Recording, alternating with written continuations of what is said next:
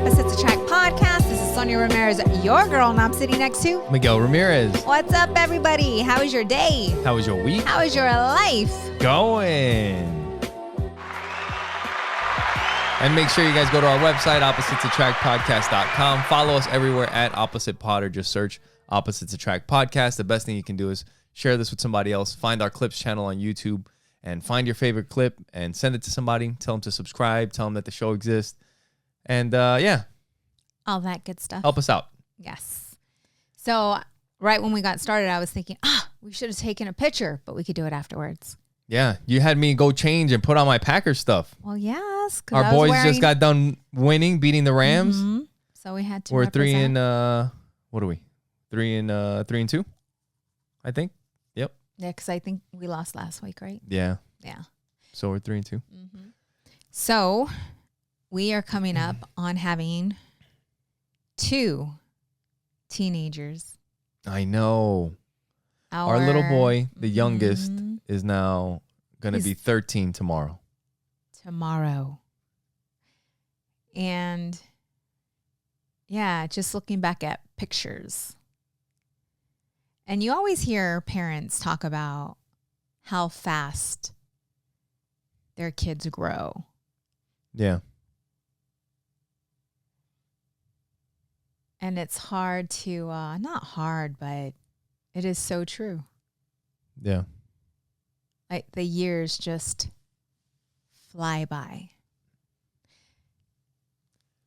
Which means we're getting older. Yeah. Right. Yeah. Yeah. I was just kind of thinking about, like Joey getting older and him being 13, like you look at him and he's growing. Like you said, he's getting bigger, and we still see him as a little boy. He still comes and sits on our lap and all that. But now it's kind of like his feet are touching the ground when he sits on our lap. Like he's big,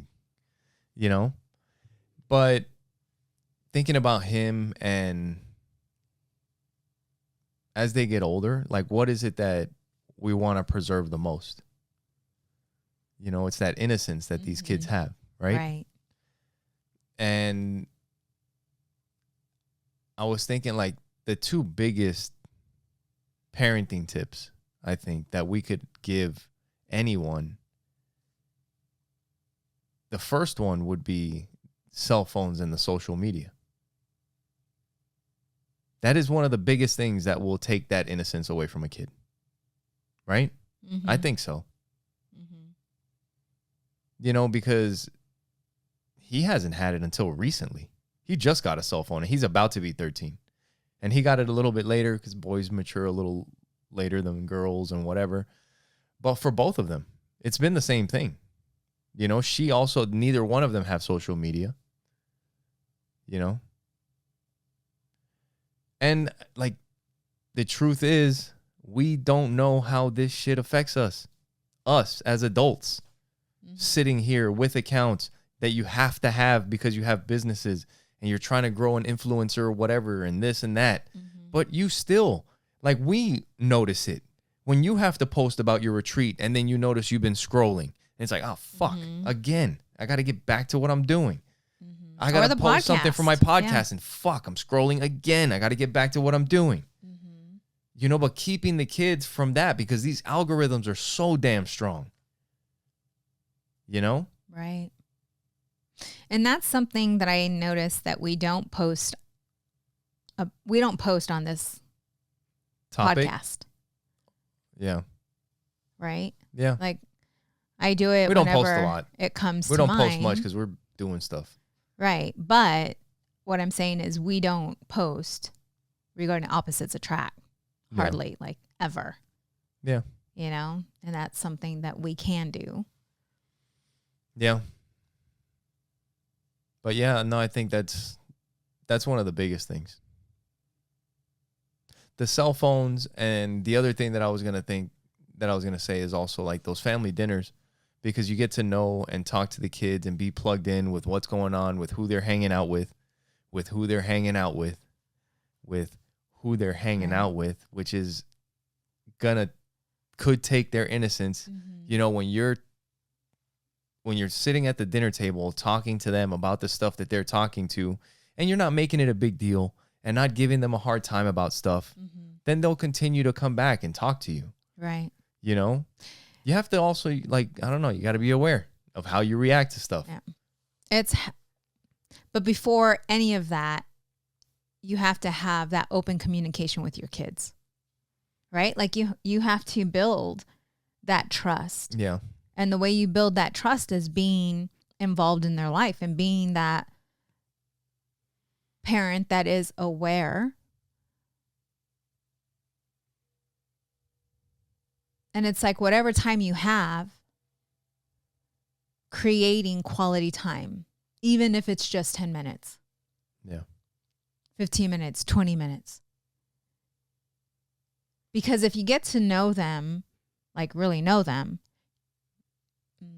you'll notice when things are off. Right. And in order for them to open that communication with you, they have to know that they can come to you and have these hard conversations with you. Because the truth of it is that you can't keep them innocent. Because once they go to school, yeah, they're going to learn things no matter what. Right. Yep.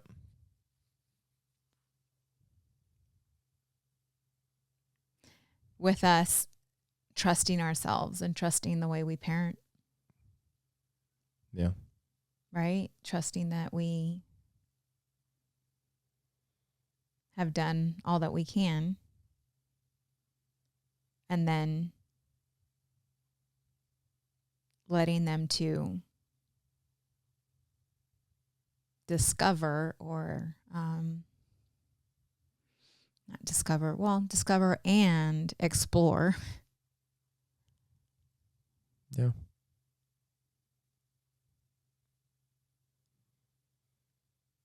Seeing Joey and listening to his relationships, like he'll talk to you about certain friends and how he responds to certain things. Yeah.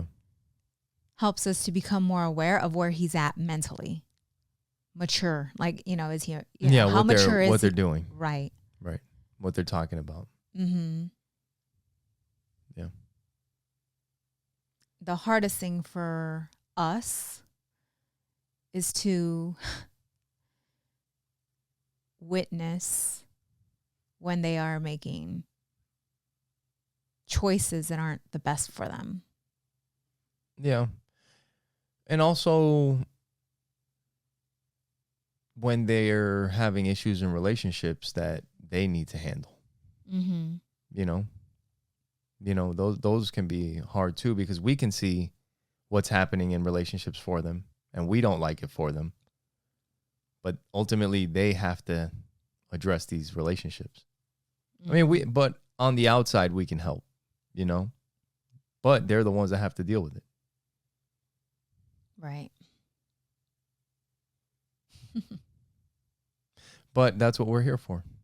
And if you think about, like, that's why I was having a conversation with you earlier in the week just about, like, a certain level of awareness about life that you have when, I think we were talking about rap music. Damn it, how the hell did this all relate together? But it had to do with rap music and, like, how I can relate to the rap music. Like, it's not something that I would really share with the kids.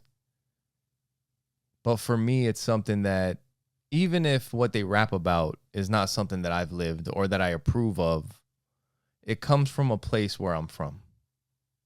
And I can at least relate to that stuff, or the era that it came from, or whatever. But at least for our kids, like for me very specifically, like I grew up in New York, right? In the 90s, in the prime of rap and hip hop. Like that is a real culture of a time, They're growing up in Mesa in 2024. You know, and it's not like a certain genre of something, a culture that's happening here right now, you know? So for them, it's not like I really relate to this stuff, you know? Do you know what I'm saying? Yeah. Because when Biggie would rap about a morning show, I listened to the same show that he rapped about, you know? Right. There's so, but knowing and being around that kind of stuff, and even just because I grew up the way I did, having thoughts that they will never have. Like I've thought about robbing a place, like I told you. And it's like, I was asking you, like knowing who I am now and who I am today, if I would have made that decision as a kid with all of my kid friends that are coming over for Halloween in a couple weeks. Do you know what I mean? Like if we would have made that bad decision, then does that make us bad people? Like look at how we turned out. But it wouldn't have turned out this way it also, for them and for me, gives us a different level of awareness of how people can be, of the range that people can have, of how people can change, of the mindset that can be changed, right? Mm-hmm. Because our kids will never have the mindset that I had once, from where I came from, or from where you came from and the things that you've seen. You know what I mean? Mm-hmm.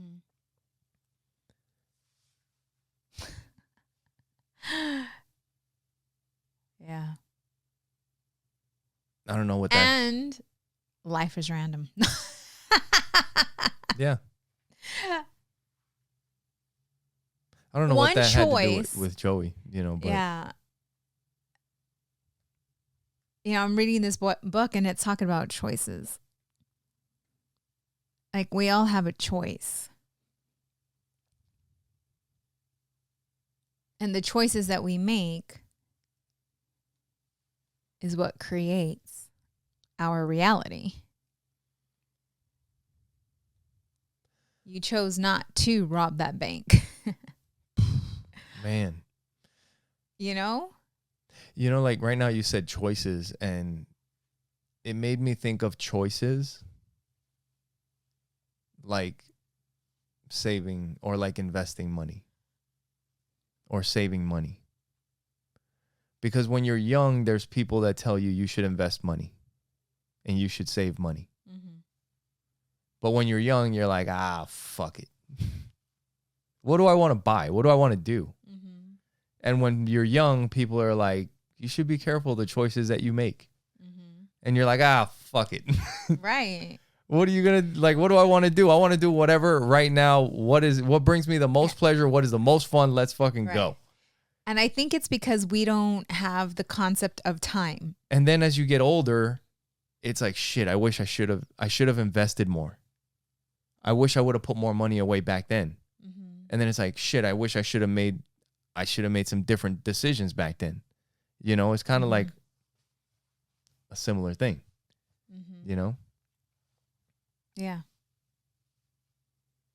There's one of those moments for me when it comes to like saving money that is like ingrained in my head. I remember being in training in the military in Texas, at Wichita Falls in Shepherd Air Force Base. Like it's just this tiny town in Texas. And I was walking through the mall and they had like this little, I think it was the USO. It's like a military where they help veterans or whatever, or people in the military kind of get their stuff together. And it's a nonprofit. And one of the things that they were doing was they were sharing with people one of your benefits that you have when you're in the military, which is an investment plan, right? And I was young. I was just in training. Like I had just joined. I just finished boot camp and I'm in training. So I'm I'm like 6 months in. Yeah. And they're like, hey, you should start putting money away. I fucking remember this from that time at the mall. At the mall. And I didn't. I'm like, fuck it. I got time for that. Right. I never did. Yeah. You know? And it's like, that's both of them in one.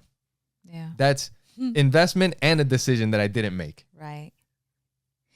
And then there are decisions that you look back on. Like for me, it was when I purchased my first home. Yeah. Didn't know any better, right? I had a vehicle at that time. I refinanced the house and paid off the vehicle. Yeah. You know? Yeah. It's like, There dang you it. go. Why would $27,000 out of a house Yeah. to pay off a vehicle. We just don't know any better. I didn't have someone pouring into me, Yeah. sharing with me, talking to me, but damn, did I learn from it. Yeah. That's right? how you learn. I learned. Yeah. Yeah. So it is what it is. Like, you learn from the choices that you make. Yeah. Man.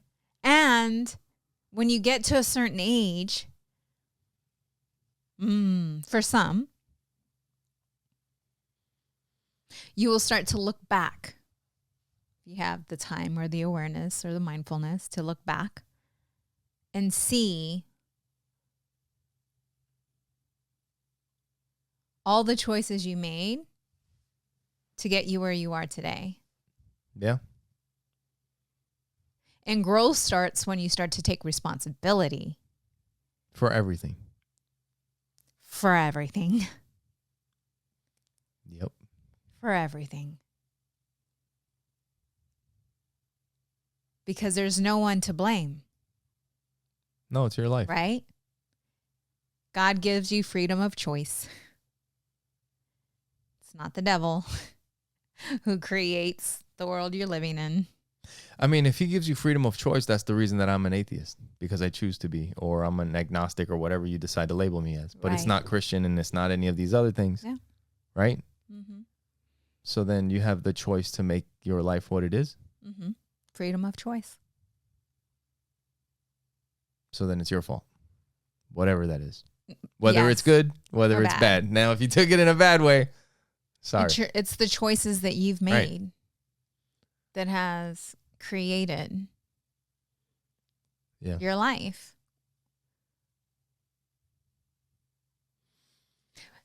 Yeah. So we were talking about Joey, right? And man, I don't know how. Anyway, we were just kind of talking about him growing and like just the lessons that we're teaching him and stuff like that, right? Mm-hmm. And I've been mentioning on this podcast, like I've been working towards this jiu-jitsu tournament that I have next week. By the time you guys hear this, it'll be over. And yeah, who knows what happens? We'll see. But I've been working towards it, and there's been a couple things that I've been wanting to kind of like put together.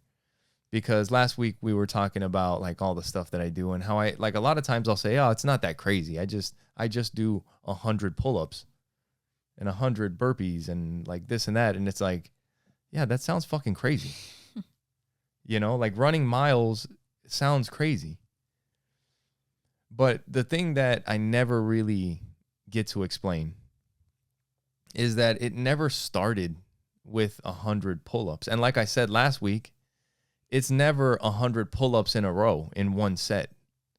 It's 10 at a time. 10 is still a lot. I get it. Yeah. But I didn't start with 10. And like because I always felt like there's something missing that I'm just not getting across. Yeah. That it just sounds so fucking simple, but there's something that doesn't sound simple about it. Mm-hmm. But the truth is that it is. Mm-hmm. Because I remember when I started, I could only do 2 or 3 or 4 or whatever, but it was only a few at a time. Mm-hmm. But I remember that day, I was like, if I can do a few, if I can do a couple, if I could do 1, I could do 100. It might take me fucking 8 hours, or it might take me all day, but I can do 100. And that's my goal. I'll do 100. And I was sore for the next couple days, and I didn't do any for the next couple days, but then I decided that I'm going to do it again. And guess what happens? Little by little, it doesn't take you 8 hours, it takes you 4. And then it takes you 2. And then 1. And then you start mixing it all together. Same goes with the burpees. I saw like a video, and these guys are like, oh, Navy SEALs, they do 100. I'm like, fuck, that's cool. Maybe I could do 100. Well, they do it in fucking this long. I was like, well, maybe it'll take me 2 hours, and I'm going to do it. Mm-hmm. And I do it. And then it gets shorter and it gets faster and you get in better shape. But shit, you don't start like I was telling you, like, there was a period of time, like right now I'm running a lot more because I'm training for this tournament. But there was a time before I started jiu-jitsu where I was running a lot, right? Yeah. And I had decided that I wanted to run a marathon. Mm-hmm. That whole thing started. You know what I actually think it started with? The Air Force fitness test. Because I was in so out of shape. And I know that the Air Force fitness test is, to be honest, the bare minimum standard in the military. Out of all the fitness, I don't know if it's still the same way today, but when I went through, just being honest, it was the lowest standard in the military for fitness. You had to run 1.5 miles. You could do that shit. Like, people can do that are in okay shape with no training. And how long? I think it was like 15 minutes. 1.5 miles. That's 10 minutes a mile. Mm-hmm. That's no training.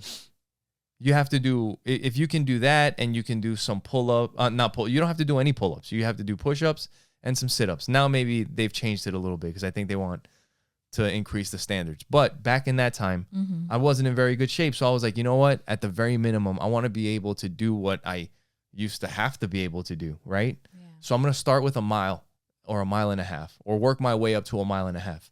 And I didn't even make it a mile. I remember not making it to the fucking thing going off saying that I had made it a mile before I had to stop. That's okay. The next time, I don't even know if I made it to the mile the second time. It might have took me 3 or 4 times, but the goal was a mile. And then it was the Air Force fitness test, 1.5 miles. Mm-hmm. Then 2 miles. Mm-hmm. Then 3 miles. Then you get 4 miles. Then you start getting crazy. It's like, well, what's a 5K? What's a 10K? What's a marathon? Yeah. But it doesn't start with 26 miles. Right. Yeah. It starts with 1. You know, like, I know it sounds, it's always kind of sounded crazy, like, oh, just do this. No, just take the first step. Mm-hmm. And then be consistent with the first step. You know, so there's been that. And then earlier this week, so we mentioned last week that we went to camping. Right? We went camping and we came back on Monday. So we come back on Monday, we unpack all of our stuff. And these are the last 2 weeks that I have before my tournament. And next week coming up, I'm going to kind of take it a little bit easier. And I decided that since camping, I really didn't get to do much. I had good intentions. I set up a little cargo strap trying to do some pull-ups, but that didn't happen. I ate snacks and had good intentions during the camping trip, which was great. Somehow I fucking lost weight. I don't know how that happened, but I did, which was awesome. But then when I got back, I was like, you know what? From Tuesday to Friday, I'm going to go train every single day. I'll figure out where in between I'll make the YouTube videos that I need to make and the editing that I need to do. But I'm going to run every day. Usually I alternate days between runs and burpees and pull-ups. But I was like, I'm going to run every day because we're getting down to the end of it. I'm going to do 100 burpees and 100 pull-ups every day. And I'm going to go do jiu-jitsu every day. And I'm going to do all the shit that I need to do every day. And that was it. Tuesday, Wednesday, Thursday, and Friday. And I think it was around I think it was Thursday. I was getting ready to leave the house. And I had been taking the kids with me. And, you know, I tell the kids, like, you guys got to go 2 or 3 times a week. But I'm the one that's going to a tournament. So I'm not forcing them to go every day that I go. And I know they don't enjoy it. And this shit's adding up. And because there is a tournament, our team knows there's a tournament. So we are training for a tournament, which can be rough. Like, we're doing rounds where you're just in the worst positions getting fucking smoked, you know? Your body's getting banged up. I mean, you see, like, my shins are all full of bruises and all that. And it's all good, whatever. But then it's time to go do it again. And I'm getting ready to leave the house, and I look at Joey. And he knows how I feel about waking up and working out and getting the shit beat out of me and like all these things. Fuck, man. I don't even know how to explain it the way it just.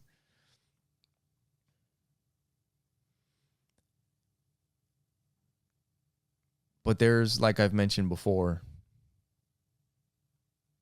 there's just something about setting a goal or just making a decision that you're going to do something and sticking to your freaking word and just doing that. Regardless of who sees, who does, like, it's almost better when nobody sees. I don't know. Yeah, I like running when nobody sees.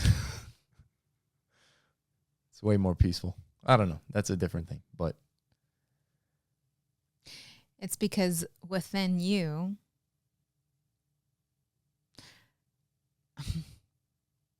that's what matters. It's like, what are you doing when no one is watching? It's where joy and it's pride, but it's satisfaction. It's a humble, like, because pride that's within knowing that you set a goal and you're doing this for you, and it's not for anyone else. It's worth something. It is good for me. Mm-hmm. It is growth. It helps on so many different ways.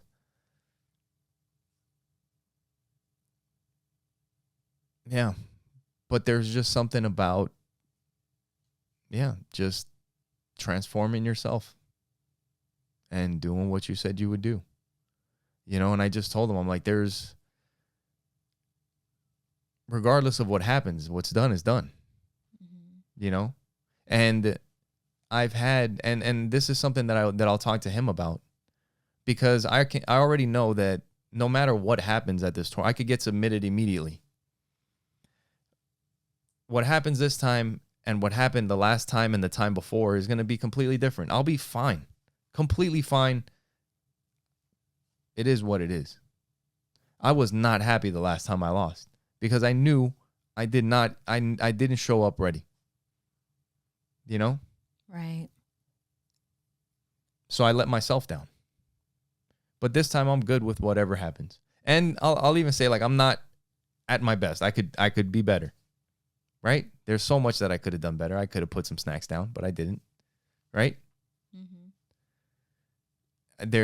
I could have done some extra stuff here and there, but I didn't. There's always stuff that you can do better. Maybe there'll be something else that I'll keep working on. There will be stuff that I'm working on for the future. But that's just what we do. But there's something about that I was just kind of sharing with Joey that, like, dude, it was about how these things don't feel good. It doesn't feel good when you feel like throwing up when you're training. It doesn't feel good when they put this gigantic fucking new guy on your back and you can't get him off and he's like a fucking bear. It doesn't help when you're just doing drills where you're just the one on the bottom the entire time and you're for 7 minutes straight. But damn, at the end of it, you would never get those feelings of accomplishment, of the work that you put in, the effort and all of that. Like and you guys know what that is. It's weird. The hardest fucking things are the ones that you look at with fondness. Like, just think about that shit. The hardest football games that you ever played, if you're a dude, are like the ones that you remember the most. Mm-hmm. The ones where you scrap the most with the like one of the games that I remember the most is where me and this other dude fucking threw down on the field. Like we were just fucking head to head. We would see each other and fucking bang. It was like a car accident every fucking time. I remember that game. Yeah. Because we fought. It was a tough fucking game. It was not easy. But you remember these things because it's worth it. Yeah. Yeah, it's the scary. It's Yeah.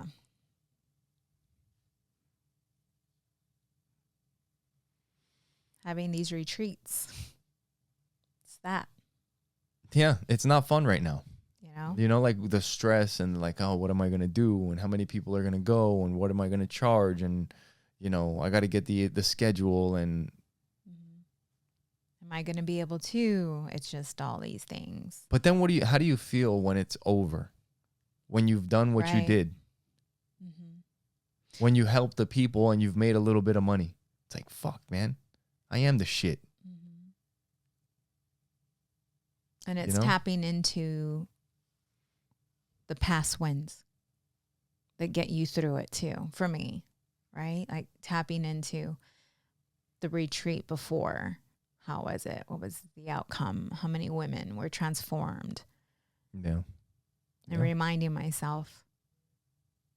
You've done this before. Yeah. Being able to talk to the kids, like you said, you were talking to Joey about this, to help them to see that, yes, I am nervous, or this is difficult. I told Joey I'm going to try to murder somebody. And this is how I'm feeling, but I'm going to do it anyway. Right? Yeah. Like getting them to see that we are human. And we too have these feelings. But we do it anyway, having them to see that, having them to experience it through you. Yeah. Because there's times where they see us as unstoppable or fearless. Dude, this is getting back to, you shared something with Audrey the other day by Marianne Williamson. God damn. It's like, surprise myself sometimes. Look it up, the poem. Our Deepest Fear.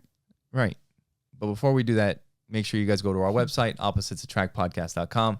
Like I said before, the best thing you can do is search for our podcast on all the different social media and platforms, and find our clips channel on YouTube and find your favorite clip and share it with somebody else. If you guys want to support us, if you're buying any Halloween decorations, it's freaking getting crazy in our neighborhood with Halloween already. We're getting cars just like, if you guys have been listening for any length of time, you guys know we do it big in this neighborhood for Halloween, and it's already starting. But yeah, if you guys are doing Halloween shopping, and you go to our website, click on the support the show tab, it'll take you to our Amazon link, and you can shop through there and help us out. And yeah, that you guys are always shopping on Amazon, so do that. That's what we do these days. Right. It'll help us out. So what was I talking about? Oh, Marianne Williamson. Our deepest fear. You were just saying something about it was almost kind of like that. Like you don't want to, like, it's almost like the kids don't feel like they're capable. Mm-hmm. Right? And it's like,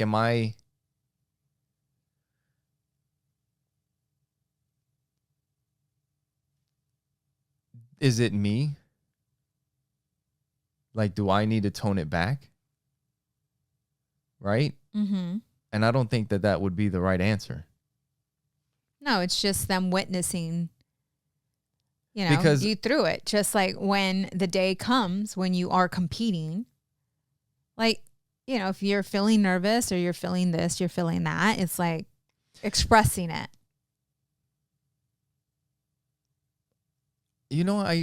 It's weird. Like I hear people, I might be a little different, I guess, in certain ways, because I hear people talk about these moments. I don't get that. Like, have you ever felt that from me? What? In doing stuff? I've seen it in you. Have you? In what? Speaking in front of the room in Lego Shield. I could hear it in your voice when you were training. I don't feel it that often. Mm-hmm. Like, I don't feel it as often as most people, like in jiu-jitsu. Mm-hmm. Like, I know people, like, they talk about, like, getting butterflies, and if you don't feel that, then you haven't done something. Like, whatever. Like, I'm like, whatever, dude. Like, I don't fucking feel it sometimes. Like, I just don't. Like, I used to be a rapper, in case you guys didn't know that. But there's been times when I've done that, and it's like, maybe sometimes I've been a little drunk, but not always. And it's just like... Most... No, not always. But No, because there was times where I had to drive and do shit. So no, there's a lot of stuff that I've done. I just don't feel that way sometimes. Mm-hmm. But what I was getting at with like that poem, I was kind of thinking about this on my run. I think that now that I chipped my tooth a little bit on the front, starting to whistle a little bit when I talk. I asked you. You told me to shut up. Something happens ever since I chipped my tooth from elementary school. Oh my God. Oh shit. But yeah. So what the fuck? You were saying that you don't get nervous about Marianne Williamson. You were talking about that.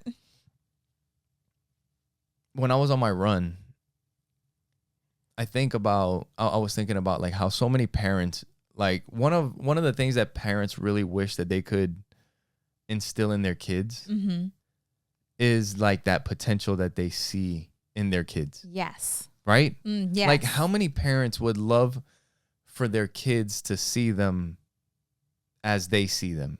Yeah. The potential for them to see themselves. For them to see how smart they are, for them to see how capable they are, for them to see how brave they are, for them to see how strong they are. Yeah.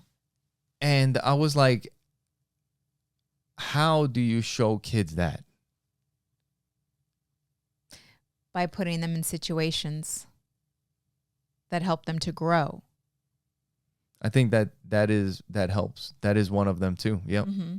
That's why like sports, competitions, like stuff like that is Audrey having a solo. Yes. Yeah. Part in choir. I think another part to it is the parents. Is the parents also doing things that show the kid that they have courage, that they are practicing what they're telling their kid to practice, that they have their own goals that they're going after, that they're working towards stuff, that they're, like if you're asking the kid, like the kid's good at something and you're like, hey, you know, I can see you doing big things in this. It's like, oh yeah. But who's your kid's superhero? Who are they looking up to? Right. And then what are you doing? Right? You got big things, right? Shouldn't you? You do. And you might be their superhero. That you should be their superhero. Right. I was watching this kind of like the soap opera, the stories before the UFC fights, where they follow the fighters around before. And one of the guys was talking about that. He was like, so many kids have superheroes and comic book characters for like their heroes. He's like, my heroes are my grandfather and my dad. He's like, I want to be the superhero for my kid. He's like, I want them to believe that they can do whatever because they've seen me. And I was thinking about that on the run is like one of the ways that you show kids what they're capable of is showing them what you're capable of. Set your own goals and stretch them. If their fucking goal is crazy, then maybe you should have a crazy goal to show them that their crazy goal is possible, or are you just going to shit on it? Right. And that is part of the talk that I had with Joey. Going to jiu-jitsu after the 4th day, feeling beat up. And it's like, dude, in your life, there are going to be things that are difficult, but they are going to be worth it. And if you fucking quit and if you fucking stop, you will never make it. It just is what it is. These are the things that there's times where worry comes into play as a parent. And you have to just trust in your parenting and allow them to be.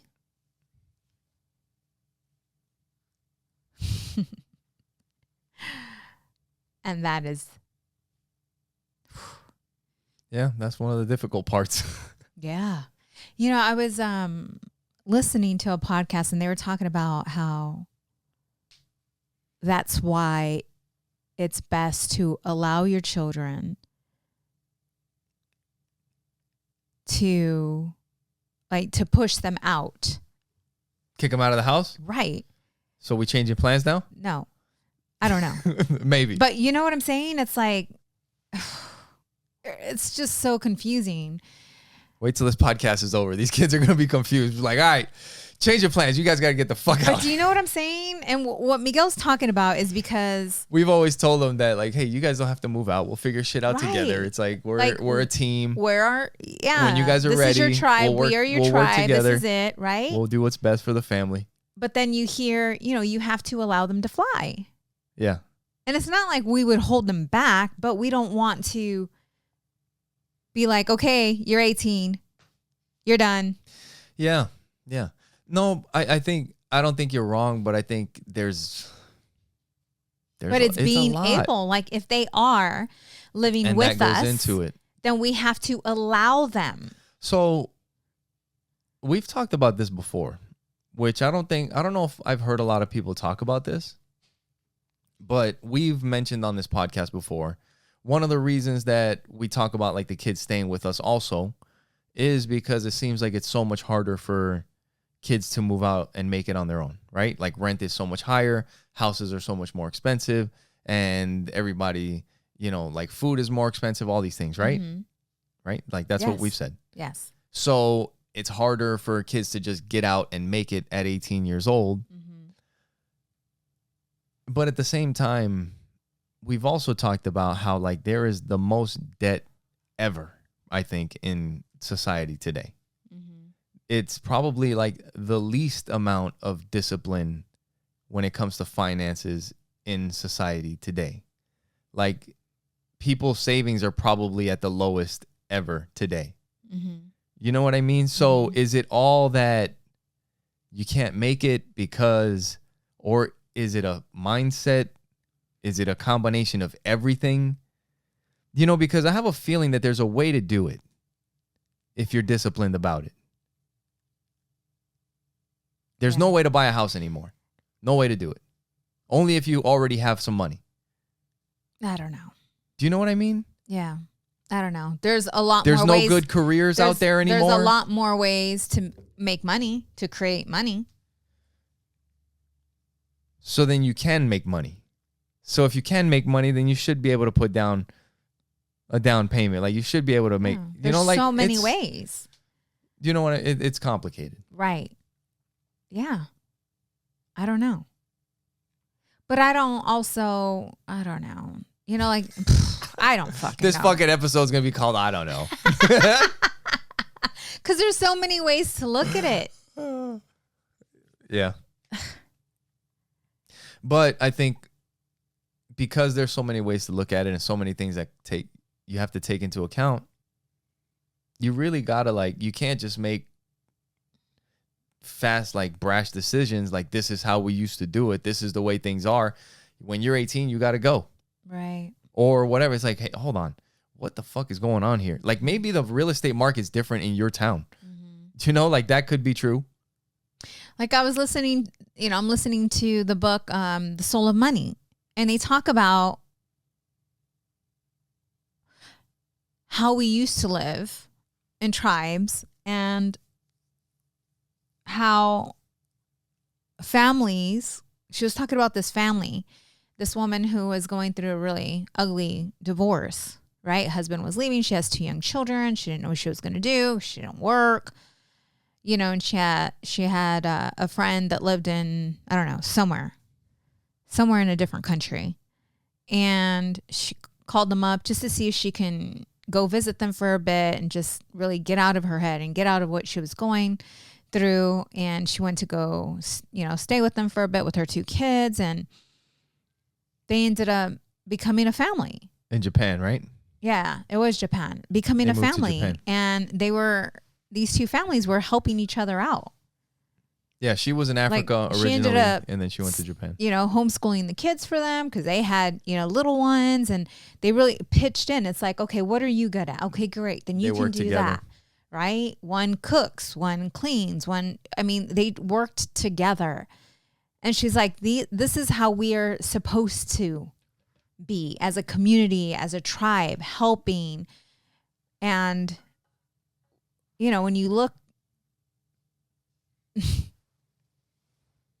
that's near, when you look at it, it's almost nearly impossible to live here and have that mentality.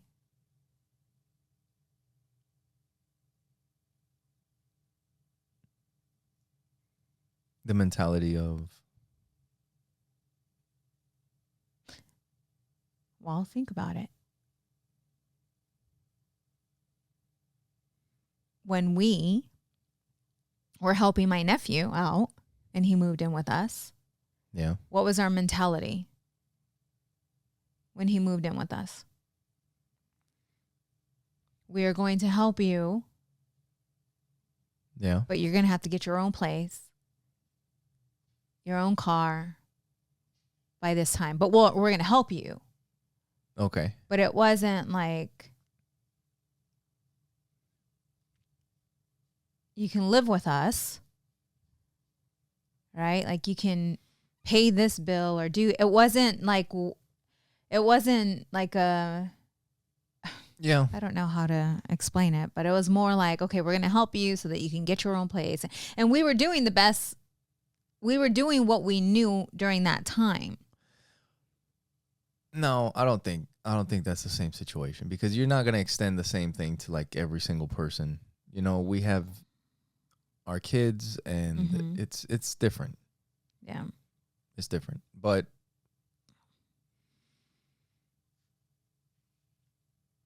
yeah.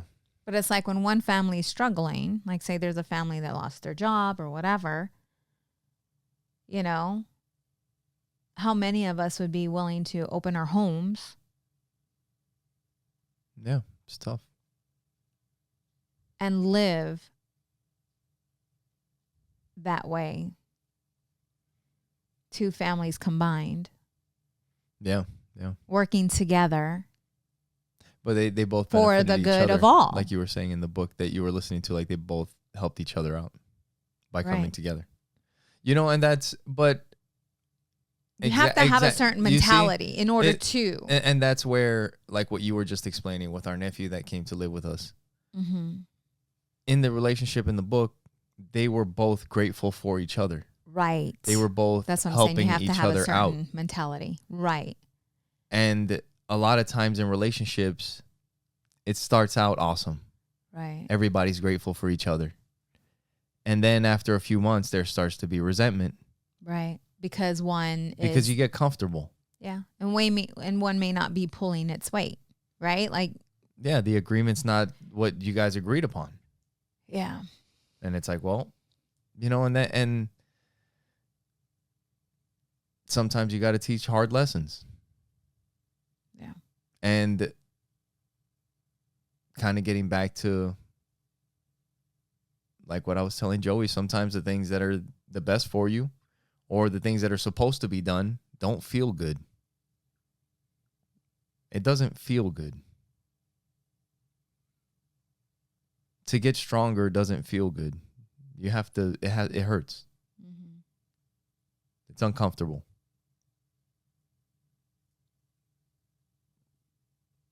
You know? Growth is uncomfortable. Yeah, that was one of my sayings a little while ago. There's no growth without discomfort. Yeah. Adapting to change. Like being okay with that. Yeah. The one thing for sure that you can count on is change. Yeah. Which is something that we are getting lessons in regularly recently. Just with everything that's going on. We talk a lot about all the things that we have going on. Like we're always busy, always doing stuff. But lately it's just been crazy. You know, for one, I mentioned the tournament. Don't want to keep talking about that. But these camping trips, like because of Arizona's like so nice and such a great place to be camping, you know, like you have to schedule these things months in advance. And when you do that, they kind of sneak back up on you like, oh shit, we're going camping next week, you know, and you have a retreat in a couple of weeks We just mentioned we went to a concert like not too long ago. We got another comedy thing we're going to in a few weeks. Mm-hmm. You know, so, oh, by the way, in case I haven't mentioned, things have been moving quickly with my mom. She's moving to town, right? And some things have also changed with our oldest daughter. She's moving to town, you know? She's moving with us. She's Yeah, moving she's in moving with us. in with us, but moving here from across the country. My mom's moving here close to us. You know, and it's all amazing things, but it's change. It's things that are happening and things that we have to navigate, you know, because all the other things that we talk about don't stop. They keep going. We just got to figure it out step by step. And that's what we've done. You know, and I think I mentioned it on the last one or maybe the podcast before, but you can really get like this burnt out feeling when you have so much shit going on all the time, you know? But I don't feel that way. I really don't. After camping, Joey's birthday's coming up tomorrow, tournaments next week. I got a podcast that I'm recording the day before the tournament for Fighting for Your Life, which is another thing I got to edit and do all that, you know? Yeah, there's a lot.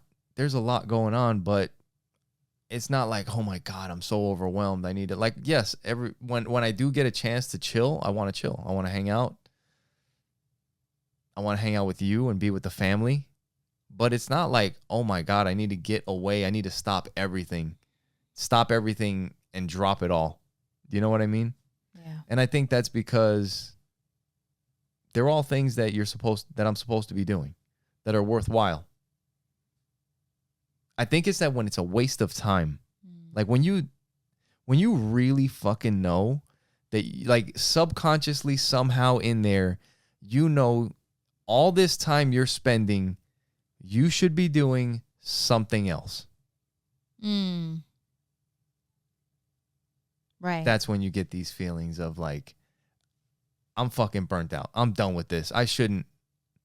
Maybe look at that. Whatever Right. that is. Yeah, that's a clue. Maybe it is, maybe not. I don't know. Because people are going to be fucking quitting all their shit. Like, I've been feeling like that for a long time. I'm out. No, it is something. You know, but there's maybe. something there. I don't know. Yeah. No, that's a clue that something has to be evaluated. Yeah. And it's not. And maybe it's just a change within.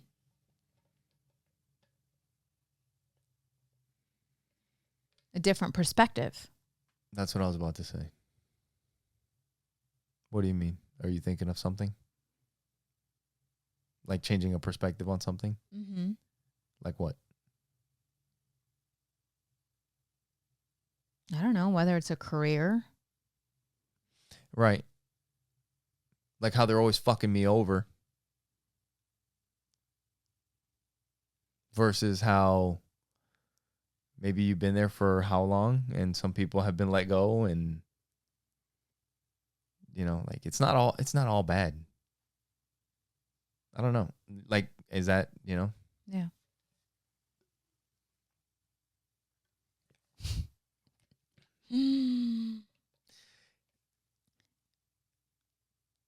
This journey, right? We're caught up in thought. But this journey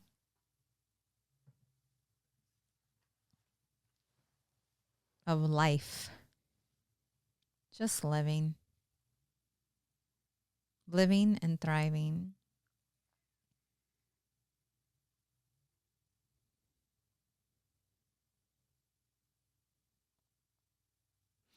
It's like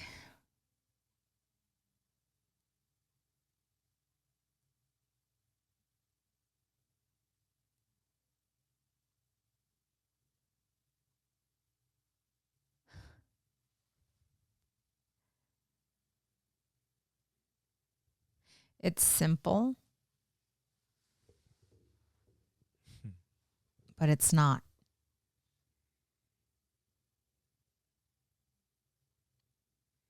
Yeah. Like the whole awareness thing. Right. That's why being in the moment and being present and checking in is so important.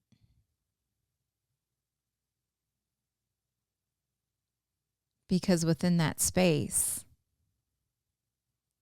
lies everything. But if you're not willing to look within, you'll never discover what you're here to discover. Yeah. This whole awareness and it's tough to even talk about, you know? But like you said, when you said it's simple, it made me, like, I kind of understood what we heard in that book by Alan Watts that we were listening to. It's called Out of Your Mind on Audible, if you guys want to check it out. But it's what the Buddhists talk about, the finger pointing at the moon. The simplicity is the finger, where everybody's looking at the moon. Like you're missing it. It's right there. Not out there. You know? Mm-hmm. I don't know. But yeah, it's like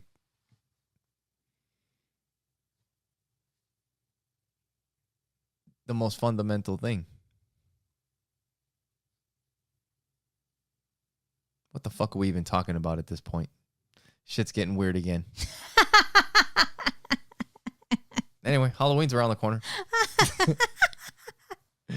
We're stringing lights from house to house in our neighborhood. See, and the funny thing about what just happened and what we were just talking about is that those of you that are awake get it, will understand. Right. And those that are like, what the fuck are you guys talking about? Fucking nuts. If that was your thought, it's time for you. You don't get it. To sit with yourself and ask yourself some questions. What am I here for? Who am I? What makes me happy? Peace. What does that feel like? Do I have it? Do I have that peace within? How do I feel about my life and where I'm at right now? What are some things that are no longer serving me that I should take a look at? Take some time. You know, and there's a lot of times there's things that you have to change. That you get to choose to change. Well, that you realize that you might want to change to improve your life. Some things take money. If you want to start eating better and all you've been buying is a bunch of crap, then you got to get some better food in your fridge. If you want to, I don't know, whatever. Some things do take money, though. You want to get out of debt. You want to do whatever. But there's a lot of things that all it takes is a change in perspective. And that could just change a lot of how you feel about a lot of things. But it starts with questioning stuff. And it's okay to question. Like, why do I feel that way? Is that true?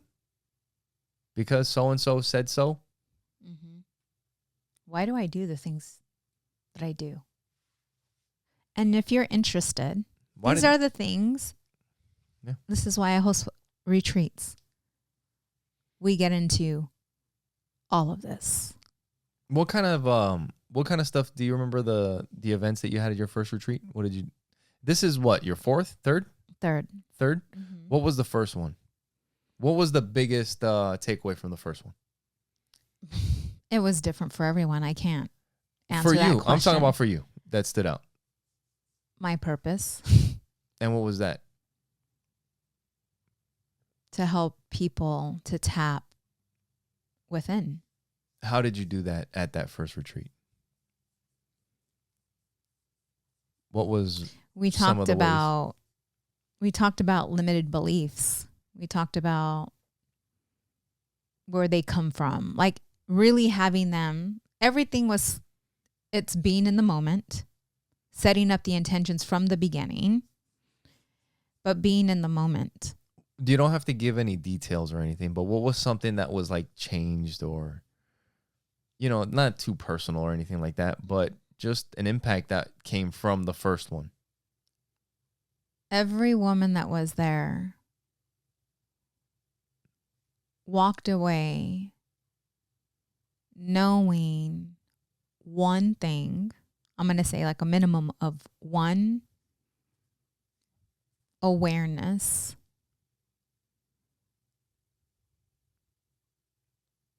About themselves or just awareness about life? about why they do certain. About why they are the way they are. Right. Whether it was a relationship, why do I keep attracting this same type of man? Why does this keep happening to me? Or parenting. Maybe it was something like Why do the kids keep... they were disconnected from their daughter or their son, right? They had a realization of something. Right. Something major. Mm-hmm. Okay. So getting them to recognize why they do the things that they do, whether it's parenting or maybe being insecure in a relationship. Yeah. Where that stemmed from. What event happened in their life as a child. What about the second one? Was there something that stood out from the second one?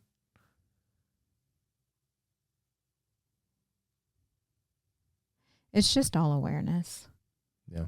In different ways. Mm-hmm. Because every woman showed up for a different reason. Right.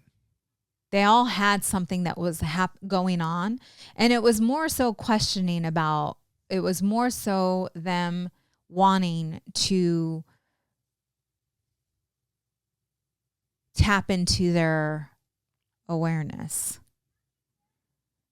of why they do certain things or... Yeah.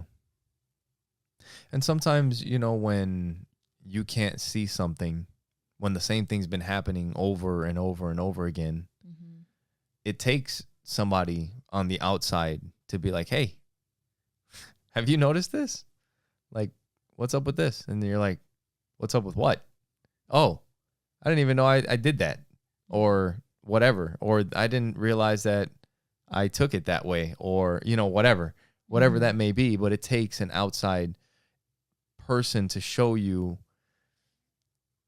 in a way that's kind of like what we were listening to, that like Alan Watts was talking about. Like when somebody shares a joke with you, if they have to share it with you, it doesn't have the same impact as if they let you get it for yourself. Right. Which is what you do with people.